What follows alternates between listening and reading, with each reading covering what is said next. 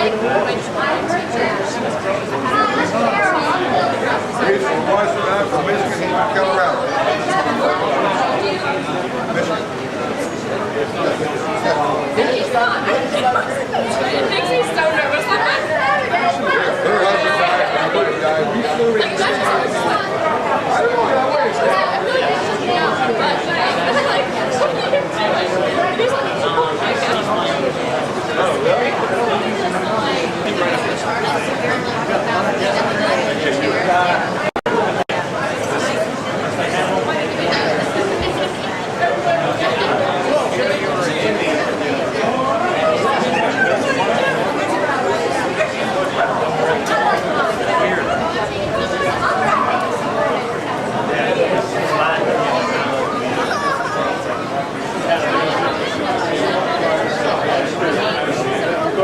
Stand right by Dad and help me.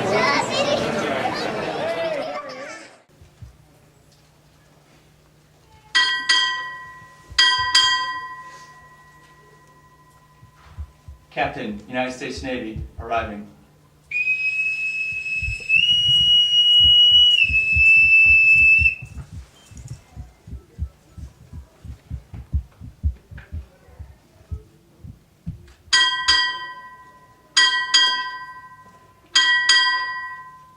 Fleet Anti-Submarine Warfare Command, arriving.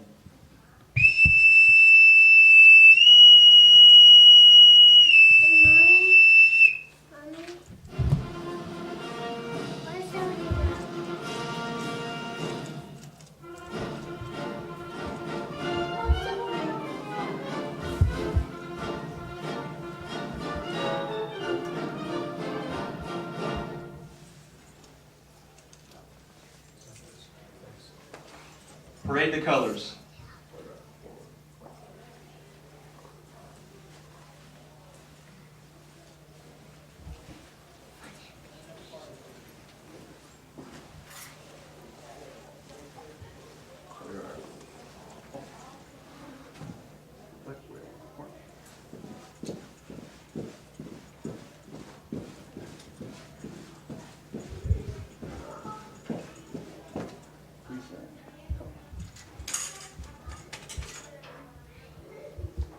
Ladies and gentlemen, our national anthem.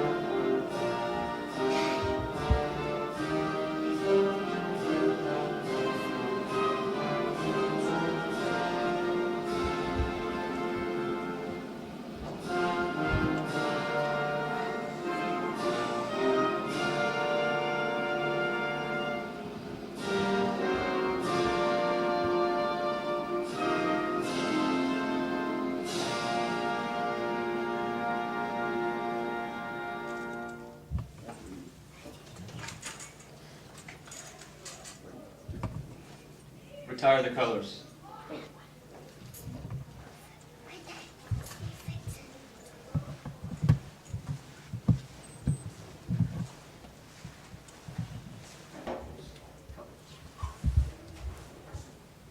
Ladies and gentlemen, at this time we will go to our Heavenly Father in prayer.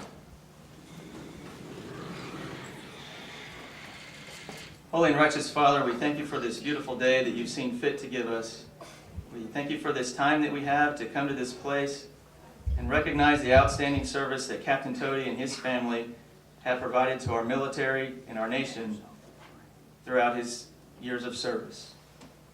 Holy Father, we know that all good things come from you, and that we enjoy many freedoms and blessings in this country that do not exist in every other country in the world. Father, we pray that it would ever be so, that you would continue to bless us in this fashion. Father, we ask that you be with us and give us strength. In the name of Jesus Christ we pray, and amen. The guests, please be seated.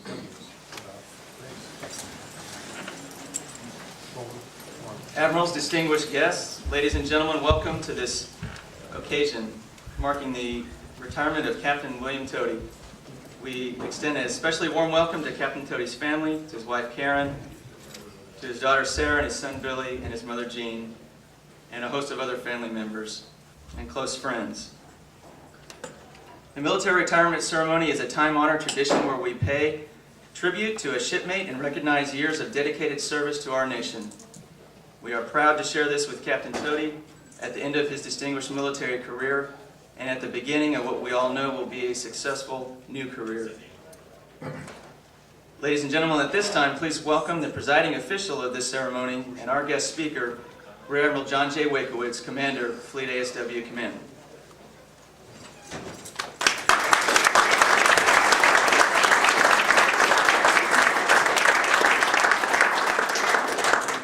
Thank you.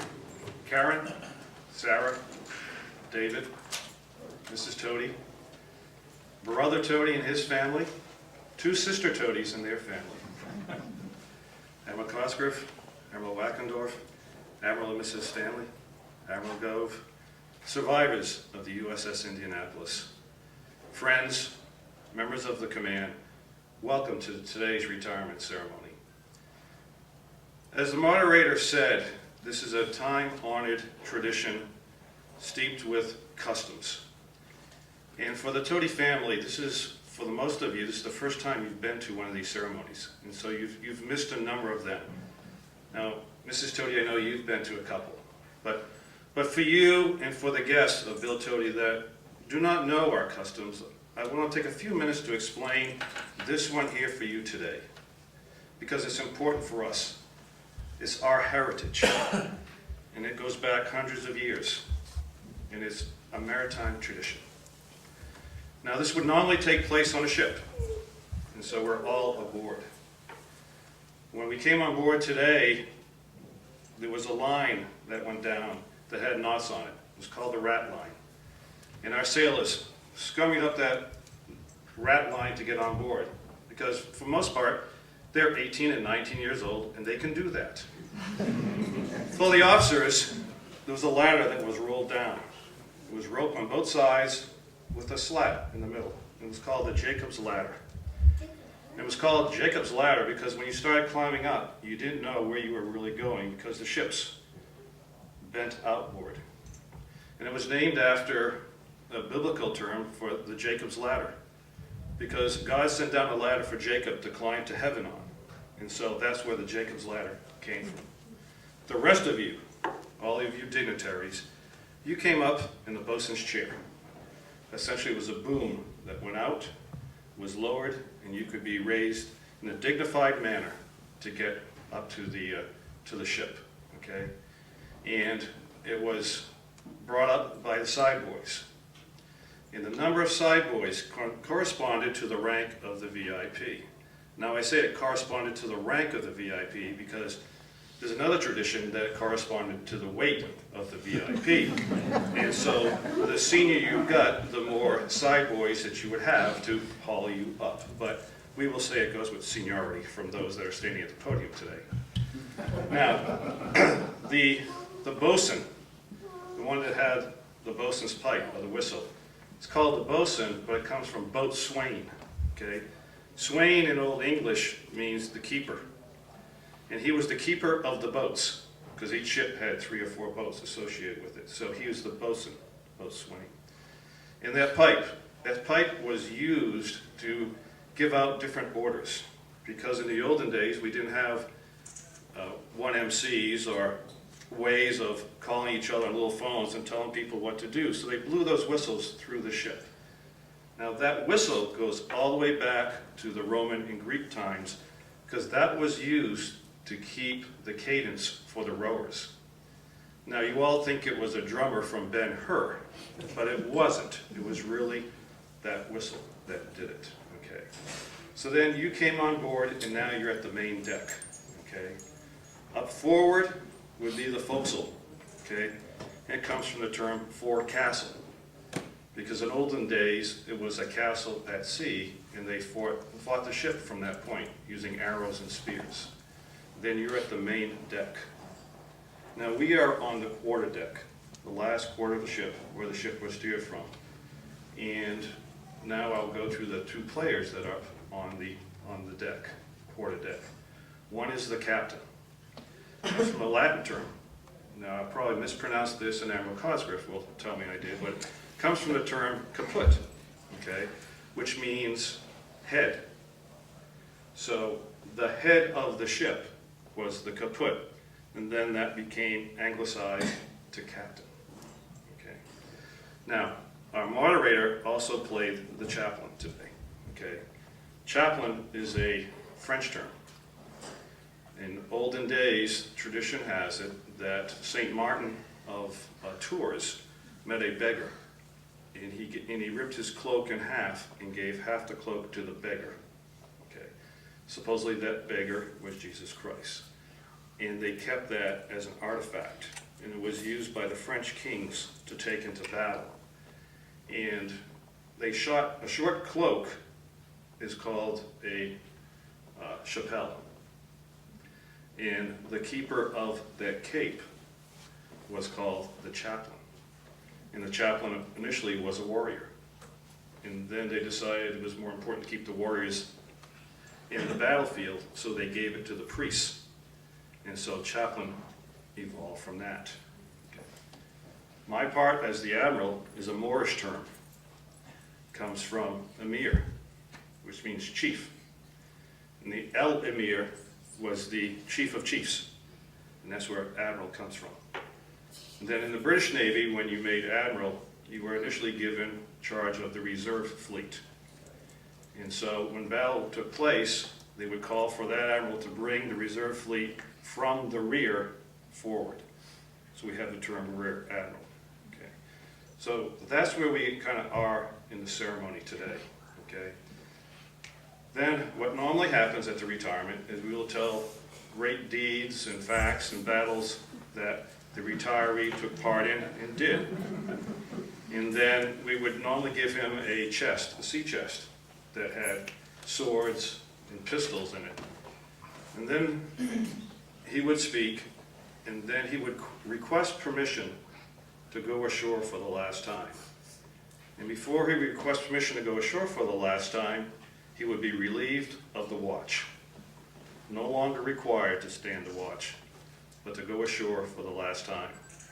They'd prolong a longboat, and then he would be piped over the side, like we were piped on board, over the side to go ashore for the last time. So that is the tradition, and that is what you're seeing here today played out essentially in this room. But it goes back hundreds and hundreds of years. It's extremely important to us because it is our history. So I thought it would be good for you to hear that. And now about our kaput. Our Captain Toady. Okay. Captain Toady, in June of 1974, after his mother gave permission, joined the Navy in Youngstown, Ohio. In June of 1974, Richard Nixon was the president. Ford was the vice president. Godfather 2 won the Academy Award. Lynn Bernstein won the Academy Award as leading actress for Alice Doesn't Live Here Anymore. Art Carney was the best actor in Harry and Tonto. Miami Dolphins won the Super Bowl. Oakland Athletics won the World Series. And the Boston Celtics won the NBA championship that year. Olivia Newton-John won the Grammy for I Honestly Love You. The median house costs $47,340. A gallon of gas costs 53 cents. And Bill Toti started his career. Now you have his biography in front of you today. And if you read it, you will be amazed at all the great and wondrous things that he did in those years of service. But it doesn't tell of the character of Bill Toti. And I want to address that for the short minutes I have left here. Because when you think of Bill Toti and his character, it can be best described by 3 words that are inscribed on the walls of the building on the plains of West Point at the U.S. Military Academy. And those 3 words are duty, honor, country. Bill Toti has personified those 3 terms for his entire career.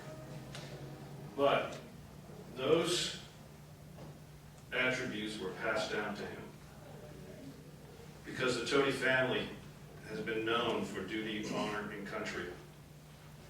For it was Enrico Toady who, as a young man, lost a leg in an automotive accident in Italy, but was not to be kept from the military service and became a member of the Bicycle Corps of the Italian Army. And fought bravely during that war, the Great War, and was last seen fighting the enemy and throwing his crutch at them before he was struck down. The result of that, he received one of the 362 gold medals that was awarded by the Italian government in World War I. The Enrico Toady was the name of a submarine that rose to prominence in the Italian Navy. And in 1967, the Toady class of submarine was launched by the Italian Navy. Now that's the heritage that Captain Toady had. And that's the heritage that he carried forward in his service, personified by duty, honor, and country. He always did his duty, and he always did it well. A lot of his exploits cannot be described today because they're still classified. But he was always doing his duty. But he always did it with honor. That was his hallmark. He has always given honor to the great men of the crew of the USS Indianapolis. He talks of you often, and he will keep your memory forever by the writings that he has come up with and done, in the way he cherishes his relationship with you and the rest of your crew members. So their legacy will continue on because of the honor of Bill Toti. I was on an aircraft coming back from overseas with Bill Toti, in which the pilot was struck down. Bill Toti immediately went forward and gave that individual medical aid. Luckily, we had some other pilots on board that were able to fly that aircraft back. But it was Bill's action, because he's a man of honor. September 11th, 2001, Bill Toti was administering aid and helping those that were struck down at the Pentagon, because Bill Toti is a man of honor. Bill Toti is a man that has loved his country. He has served his country his entire adult life. And the words that I've had for Bill today cannot measure up to what we owe to Bill Toti. Because he's always taken care of his people, he's taken care of his family, he's taken care of his country. Bill, as one last gesture, it would be an honor for me, on behalf of all your shipmates, all the people that have served for you, with you, and who you have served for, if I could render one last salute for them to you. Ladies and gentlemen, Bill Toti.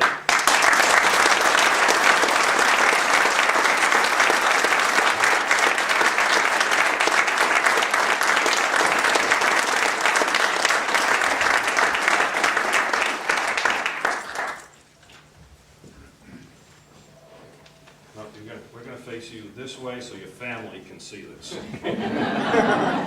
These people have seen this before. It's your family that this is for them, not for us. This time, Admiral Wakowitz will present a Legion of Merit to Captain Toady. The President of the United States takes pleasure in presenting the Legion of Merit, Gold Star in lieu of 7th Award to Captain William J. Toady, United States Navy, for service as set forth in the following citation. For exceptionally meritorious conduct in the performance of outstanding service from August 2004 to June 2006 as Doctrine Requirements and Experimentation Department Head, Fleet Anti-Submarine Warfare Command, and Officer in Charge, Fleet Anti-Submarine Warfare Command, Detachment Norfolk, Virginia. Captain Toady's inspirational leadership and vision led to the development and adoption of full-spectrum anti-submarine warfare as the cornerstone of anti-submarine warfare doctrine and advanced force structure shaping to satisfy future capability needs.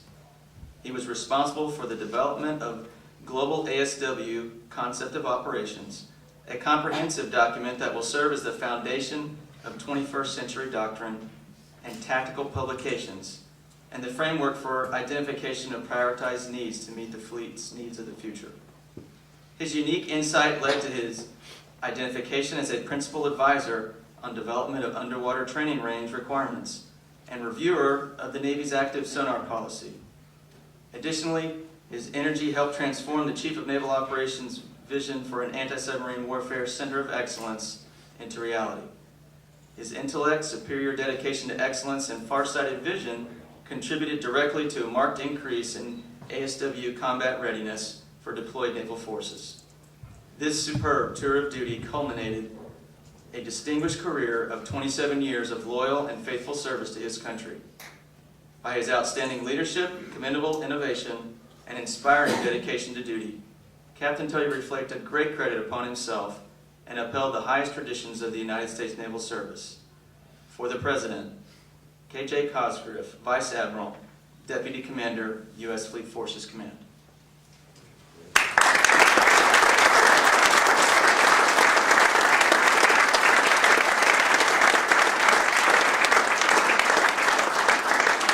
Commander Nash, please escort Mrs. Toady to the podium.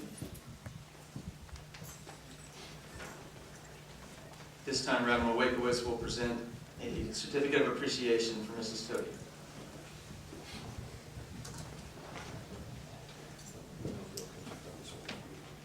To all who shall see these presents, greetings. By the authority vested in me, it is my pleasure to express the grateful appreciation of the United States Navy to Karen Toady for your unselfish, faithful, and devoted service during your husband's naval career. Your unfailing support and understanding helped make possible his lasting contribution to the Navy. Signed, J.J. Wakowitz, Rear Admiral, Commander, Fleet Anti-Submarine Warfare Command.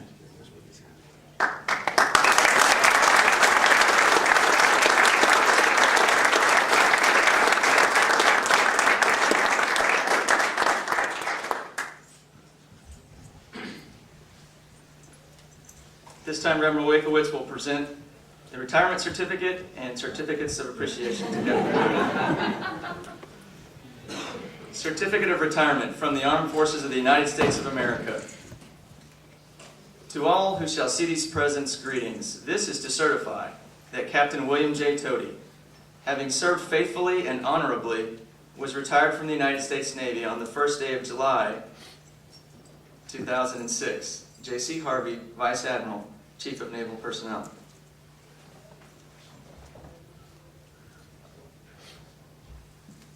Certificate of Appreciation.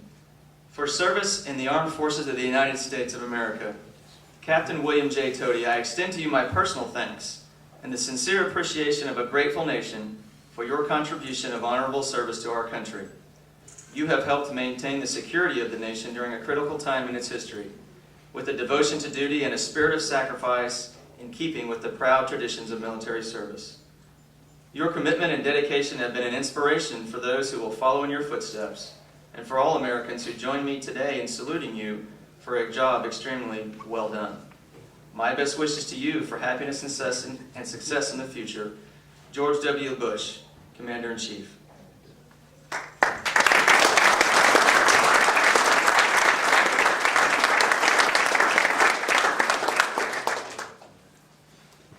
the name and by the authority of the state of Ohio, Bob Taft, Governor of said state, hereby officially recognizes Captain William Toady, United States Navy.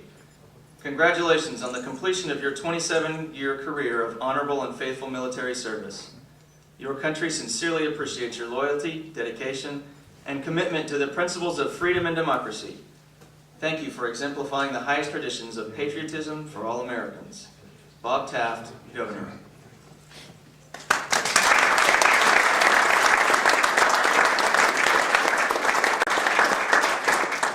Mr. Jim Arnold, Captain Toady's Deputy OIC, will now come forward to present a shadow box.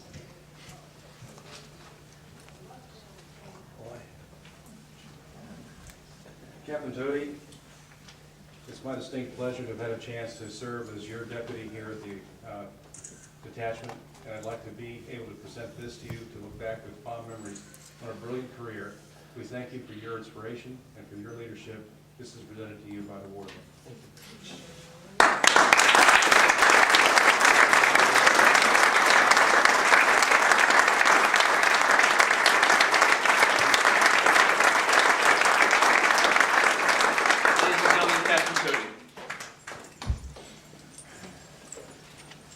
Thank you. No speech. Sorry. Last time I gave a speech in Hawaii at a change of command when I was Commodore, Cecil Haney's wife Bonnie said, "You made me cry. Please run for Congress so I can vote for you." 2 things I promise you today. I'm not going to run for Congress, and I'm not going to make you cry. But I do want to thank a lot of people. See, what I have here is a list, not a speech. A list of names. When you've served as long as I have, and enjoyed the gracious benefits that I've enjoyed, you don't do that in a vacuum. You do that by working for and with great people. And it would be irresponsible of me not to acknowledge those great people today. I want to first start by thanking the out-of-towners. Like the Admiral said, many of my brothers and sisters have not had the opportunity to view a Navy ceremony before because all my changes of command were in Hawaii.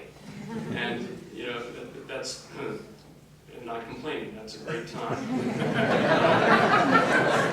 It's good that they're able to see this. You're going to make me cry. It wouldn't be the first time. But I want to start by thanking my brothers and sisters, Beth and Tim Price. You see, Tim, I got him to join the Navy thinking that way he would be far away from my sister and couldn't marry her. It didn't work, did it? And he's the best brother-in-law you could have. Beth, I'm so glad you could come. All the kids, and so glad you all could be here. Carol and Buddy, the second oldest next to me. Carol and Buddy and their daughter Amanda, thank you for coming from Danville. Great to see you here. And Doug and Carrie, my youngest brother, that guy right there was 5 years old when I joined the Navy, if you can believe that. And, you know, one time I came home and I said, "Well, Doug, you remember this and you remember that." And he says, "You don't understand. I have no memory of you. I was 5 years old. You were just a legend that passed through it." That went right through the heart, I'm telling you. Doug and Carrie, thank you so much for coming today. I also want to thank the folks in the front row here.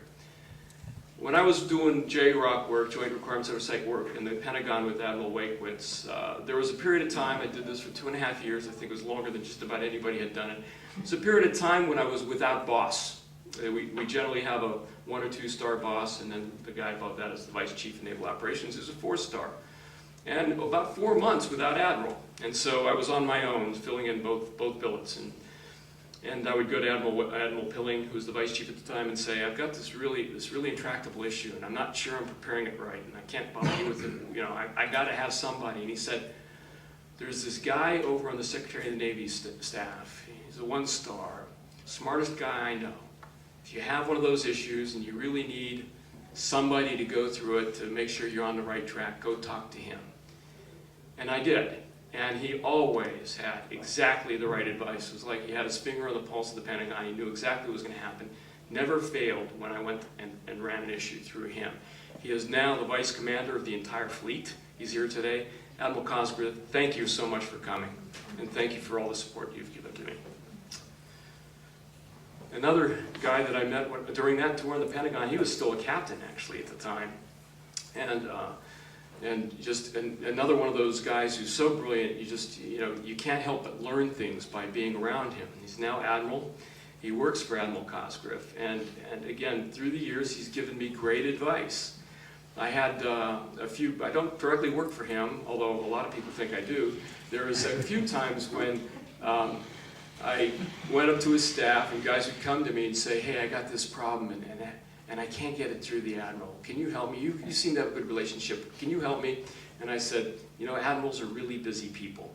And if you come in there and you dance around the issue, yeah, it's not going to go well. So I'll tell you what, get in there, get directly to the point, give them your recommendation, and get out.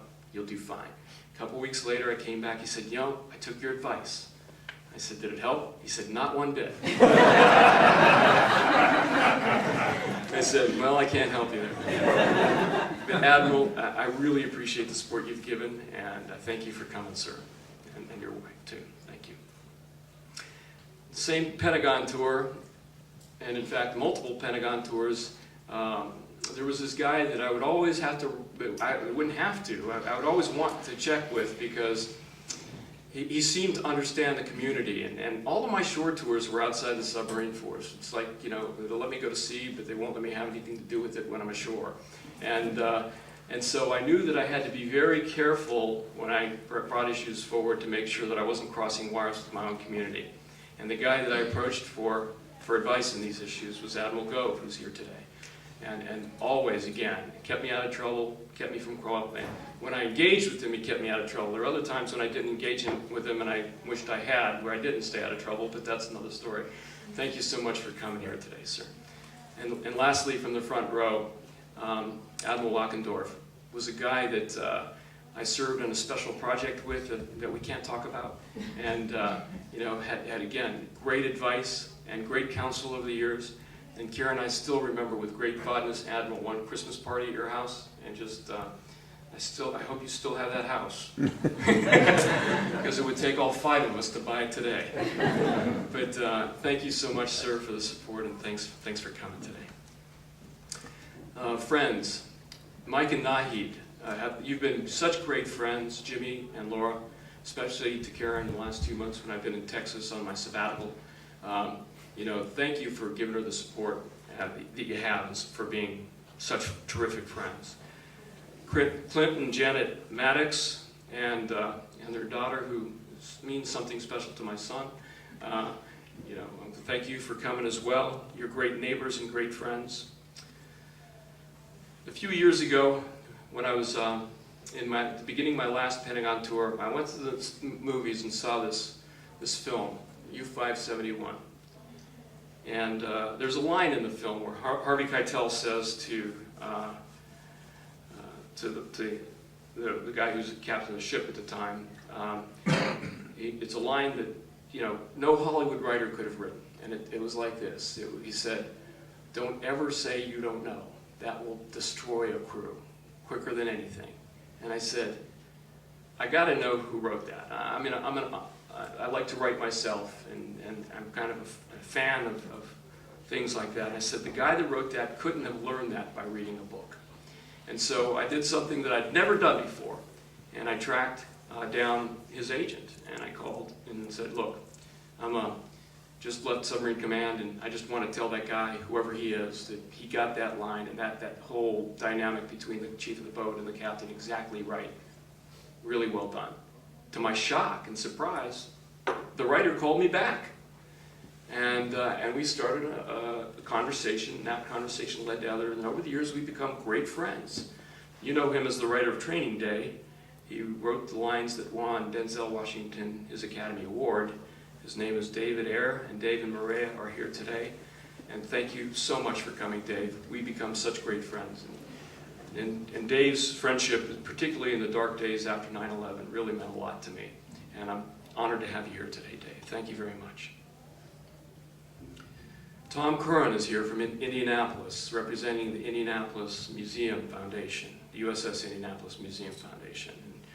And the foundation has graciously offered me a position on the board of directors, And now that I'm retiring, Tom, I want to tell you that I can't wait to help out. I absolutely intend to continue serving even after retirement. It's a service of a different variety, but thank you for the invitation, and I'm so very grateful for it, and for you coming all the way from Indianapolis this morning for this.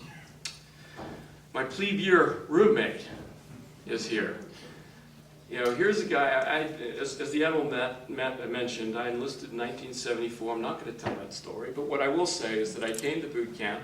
I left boot camp, went to A school, and you know, considered myself a fairly salty sailor by the time I got to the Naval Academy. Show up in my room, and there's this guy with long hair, and as I recall, an army jacket. Now that may be defaulty memory. And he's giving me a look like I never wore an army jacket. But it was, you know, it was one of those moments where I knew that I was in for a change. And Gary was a fantastic roommate, and we lasted all the way through plebe year. And I'm so grateful that you came today, Gary. Came down from Michigan for this, and I really do appreciate it. It's so fitting that I begin my first day at the Academy and end my last day in the Navy with you present. So thank you so much. And another classmate, Roy Harkins, is here. We go way back. The only time we would cross paths is actually when we were in some kind of training program, because Roy was one of them, except for some San Diego tours, Roy was one of those East Coasters, and I was always a Westpac kind of guy. And you know, but we were in PCO school together. You know, we both survived. A little harder for me than it was for him, I'm afraid, but I'm glad that he made it as well. Thank you so much, Roy. You know, it's difficult to tell what moment in life the seed is planted that sets a person on a certain course. You know, the amazing thing is I know that moment in my life. I can remember it like it was yesterday. I was 5 years old, I was in kindergarten, and my kindergarten teacher made us write a letter to John Glenn. He had just orbited the Earth, and I remember writing that letter. And that one act of a kindergarten teacher put the goal in front of me, put an objective in front of me that made me say to myself, I want to do what that man does. I want to be an astronaut. And so everything from that moment on through grade school, through high school, was focused on that one goal. When I was 16 years old, I applied to the Air Force Academy, because, of course, all pilots are in the Air Force, right, Admiral? And so, you know, and here I got my nomination, and John Glenn ends up running for Senate in the state of Ohio, where I live. And so I volunteered for his youth committee. I said, he's responsible for this, I'm going to go campaign for the guy. And so I was chairman of his youth committee. What that meant was I was in charge of making sure all the signs got posted in yards. That's the chairman's job. And so when John Glenn came to Youngstown to campaign, the campaign manager said, you've done such a good job, why don't you be his escort for the day? And I said, holy cow, how could I turn this down? So I did. I spent the day with John Glenn, and I told him, Mr. Glenn, I want to be an astronaut just like you. I'm going to be a pilot. I'm going to the Air Force Academy. He says, if you want to be a pilot, why are you going to the Air Force Academy? I said, what? He said, the best pilots are Navy and Marine Corps pilots. You should be going to the Naval Academy. And I said, but I didn't apply to the Naval Academy. And he said, well, you want my advice? That's my advice. So I said, okay. And so here I am, 16 years old, don't know what to do, come home, say, what am I going to do with this Air Force Academy appointment? Well, I'm going to turn it down because I'm going to the Naval Academy. The problem was I was graduating from high school that year. What do I do for a year? Do I go to college? What do I do? And I decided I'll show them how dedicated I am in my 16, 17-year-old mind at this point. I'll show them how dedicated I am to this Naval Academy goal. I'm going to enlist. So I took my 1390 SAT scores and my, 3.8 GPA down to the recruiter's office, and he went back to the back room, called his wife, said, honey, we're going to dinner tonight. And he said, son, this is a great, great, great choice you're making. I can't tell you how good it is, and that you really want to show them you're serious. Sign this contract and enlist for 6 years as a Navy nuke. And I said, okay. So I take this contract home, and I tell my mother, Mom, I'm enlisted in the Navy. And she said, I've been worried all these years about you getting drafted and sent to Vietnam and to be draft just ends, and now you enlist? And, you know, interesting thing was she let me do it. And Dad was happy to get rid of me. But she let me do it. He wasn't. I'm teasing. But guess what I found, Mom, in my service record after all these years? Buried way down at the bottom in microfiche. This is the actual contract of enlistment, because I was 17 years old, that she had to sign and my dad had to sign to allow me to it's got your signature on its proof. Even though I'm old enough to sign it now. She changed her mind, she says. But I thought, well, you know, there's direct evidence that this thing actually exists. And I wanted to thank you for letting me do it, because it seems to have worked out all right.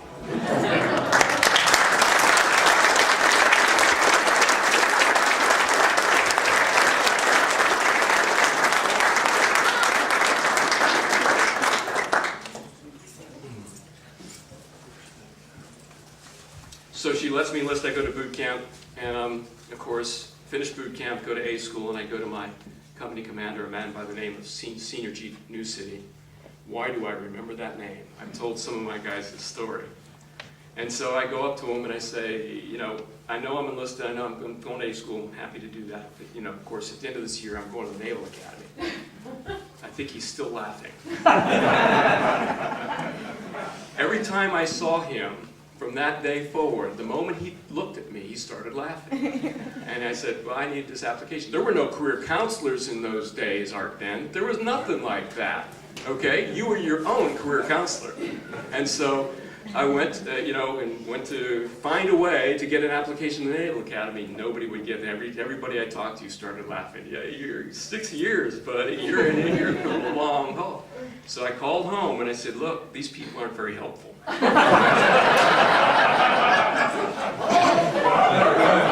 Senior Chief New City says, I have a quota, I have to get bodies through the school, and you're one of them, and I ain't letting you go. So I asked my parents to mail off or call the academy and send me an application, which they did. 3 months later, I had an appointment, and I went into Senior Chief New City's office and showed him this appointment. He stopped laughing.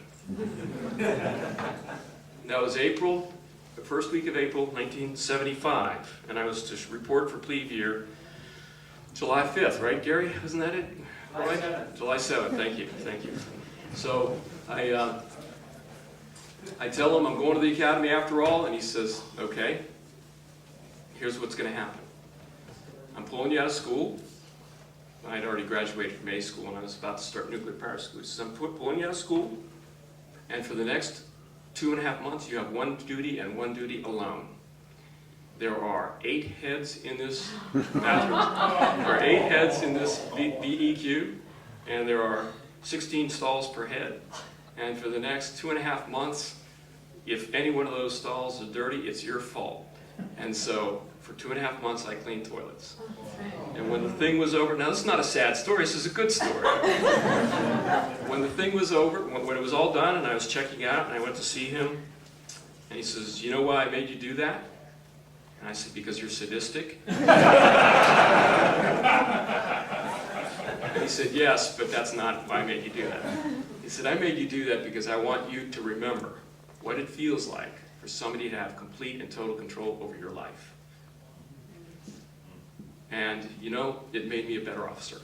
I got to tell you, it did. And I still think he's sadistic, but it made me better. He could have made the point in a week, but it made me a better officer. But I still, you know, I remember him, and sometimes with fondness. I want to close by thanking my great Fleet ASW Command crew. Admiral didn't mention the fact that we were on opposite sides of many issues when we were in the Pentagon. He was working for the Joint Requirements Oversight Council, and I was the Navy's representative.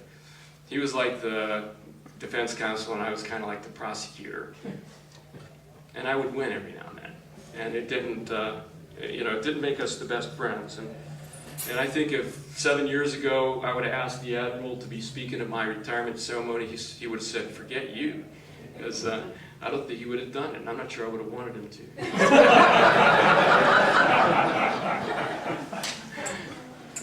But I got to tell you, And I don't have to say this because my last fitness report is already signed, and what the heck does it mean anyway at this point? But Admiral Wakewitz made the transition from friend to boss with grace and made it easy, made me want to work for him. And that is the definition of leadership. And I have just been so, I mean, nobody wants to leave Major Command. I was in command of the submarine squadron when he asked me to do this. Nobody wants to do it. But I can't imagine leaving that job and going to something better than this. I want to thank you, Admiral, for putting such faith and confidence in me, even when you were kind of, I think, didn't quite know where it was going to take us. I think we did okay, and I want to thank you very much for giving me that faith. All the other guys at Fleet ASW Command, clearly the best, most senior, and most talented team I have ever had working for me. We could not have executed as much as we did. We couldn't have changed as much as we did, without you guys on board. And sometimes I think you were wondering where we were going, but you went anyway, and I really appreciate that. I also want to say thank you to the Indianapolis survivors that are here today. When I started talking to the folks and telling them that Indianapolis survivors were coming to my retirement, they said, "Were you that mean as a captain that you referred to the crew as survivors?" I said, "No, these aren't survivors of my crew. None of them are coming. These are survivors of the World War II cruiser Indianapolis." When I took command of that submarine, it was a troubled ship. And the guys wearing dolphins know its story, its history, and its legacy. My predecessor was a very gifted officer. He did a great deal to improve its situation. But we still had a long way to go and not much time to do it because I was supposed to relieve and 3 months later take it on its final deployment and then decommission it when we came back. There wasn't much expected of this crew. In fact, my Commodore, a week after I relieved, called me in the office and said, "Look, if you go on deployment, come back and haven't run into anything, I'll consider it a successful tour." And I told him, I won't say who it is because I told him they're better than that. And I wanted to make that point. My predecessor, upon relieving, took this book of reports that this ship had generated, which are not good things, over the past 2 to 3 years, and took the entire crew the day after he relieved and took them into an auditorium and went through all of these incident reports with the crew. And this became a famous issue among my crew. And the day after I relieved, I assembled them in the same auditorium, and I brought the same book of incident reports in, and I went to the front of the crew. I can tell the story now because I'm not a nuke anymore. And I tore the incident reports up. And I said, "The crew that made these mistakes doesn't exist anymore." And I said, "You guys think you've had it tough? Let me tell you about tough. Let me tell you about the crew of the cruiser for whom we're named." And Dick and Gene and Paul, I told them your story. And I made that a central theme of your story. I said, "You think that we had it tough? You try spending 5 days in the water wondering if you're going to get rescued." You became an inspiration to them. I made sure that that was cemented even further on our final deployment by making sure that we retraced the route you took on your last cruise when you delivered the atomic bomb to Tinian. And then we went to the spot where you sank in the Philippine Sea and laid a wreath for your crew and submerged there. Right after we did that, amazingly, we were called to execute an unscheduled mission. And in fact, I remember very clearly we went to pick up some riders in Okinawa, and I got a call from my immediate boss at the time, who was Admiral Konechny, and said, "Look, there are people who are telling me you shouldn't do this, that you're not ready. You tell me the truth, and I'll do whatever you say." And I said, "Admiral, we're ready." We went on that mission, and after that one, we went on another one. And after that one, we were sent on a third unscheduled mission, and when it was all over, we had completed what Admiral Konechny himself and O&I up in Suitland called the best deployment of the decade. And people gave me some credit for that. And I told them it wasn't me. It was guys that suffered and died in 1945, July 30th. That's the inspiration that caused this crew to perform so well. And so Paul and Dick and Jean, thank you so much for coming. You've been an inspiration to me and my crews for the years. I've done what I could to serve your captain. Every time I walked across my brow and heard Indianapolis arriving, I thought of him, and I thought of you. And I want to thank you for being that inspiration over the years. And thank you for giving me that vision that I could steer by. Lastly, when I took command of Indianapolis, Sarah was, I think, 12 years old. Billy was, oh no, geez, you were younger than that. You were 10, weren't you, Sarah? Billy was 8. They were little. They waved goodbye, took a picture of them waving goodbye as the ship left for deployment, and that picture became the cover of the pamphlet of our decommissioning ceremony. In the decommissioning ceremony, I called Paul Murphy and I said, you know, you guys never got an opportunity to decommission your ship. It was taken away from you. I would be greatly honored if you would help us decommission ours. And to my honor, 25 survivors flew to Hawaii. I signed a document that made them crew members for the day. They stood in formation in the Hawaii sun with my crew and secured the watch with my crew. One of the most inspiring sights I've ever seen. I'm still proud of that to this day. My kids were little and they have grown up. Boy, have they grown up.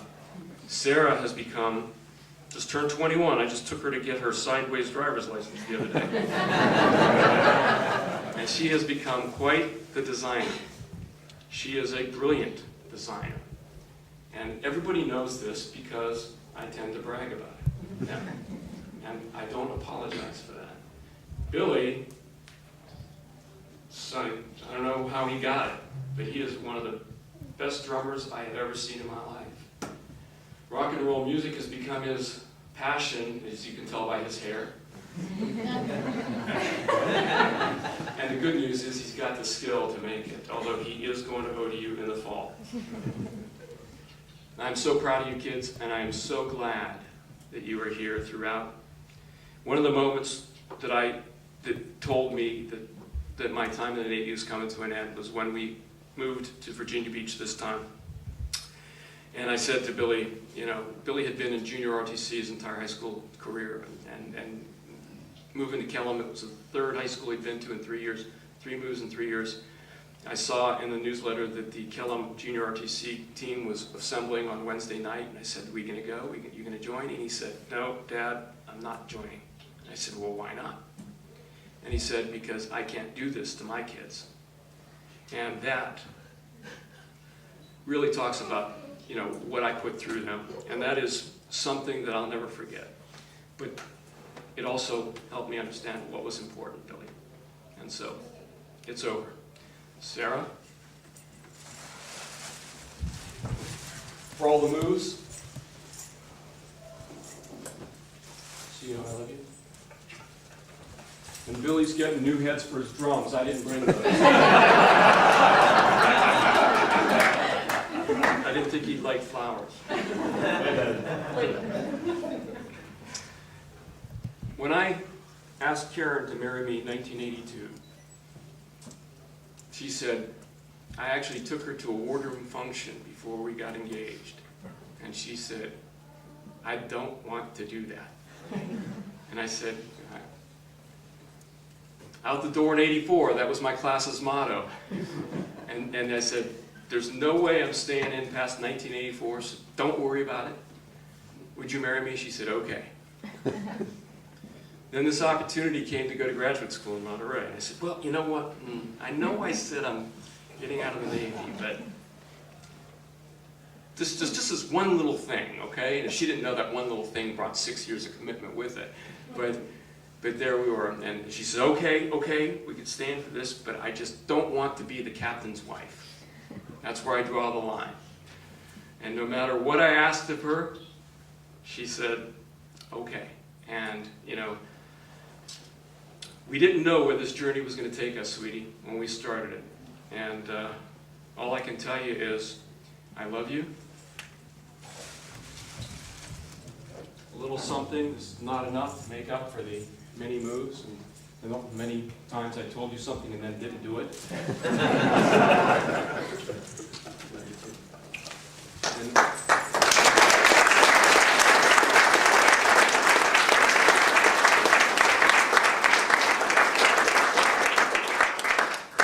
Last thing I'm going to say is, my only promise to you is the journey is not over.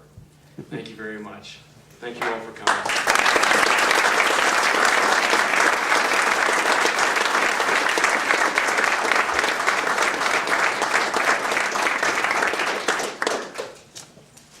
At this time, Master Chief Abney will read the watch.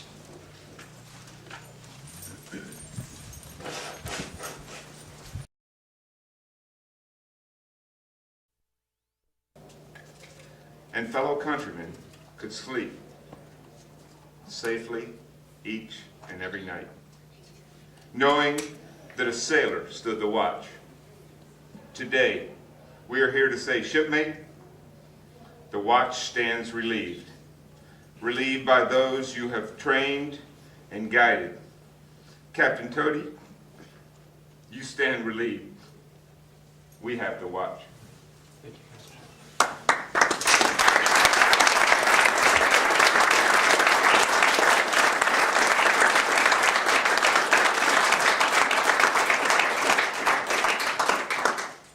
Request to go ashore for the last time.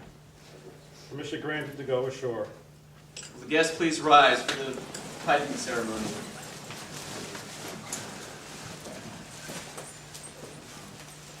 Side boys post. Bosun, stand by to pipe the side. We have a Navy family going ashore.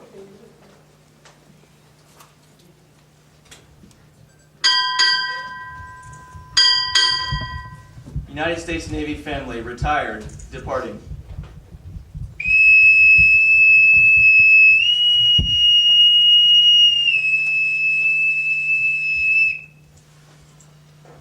Ladies and gentlemen, this concludes the ceremony. Captain and Mrs. Toady would like to invite you to join them in the adjoining room for a reception.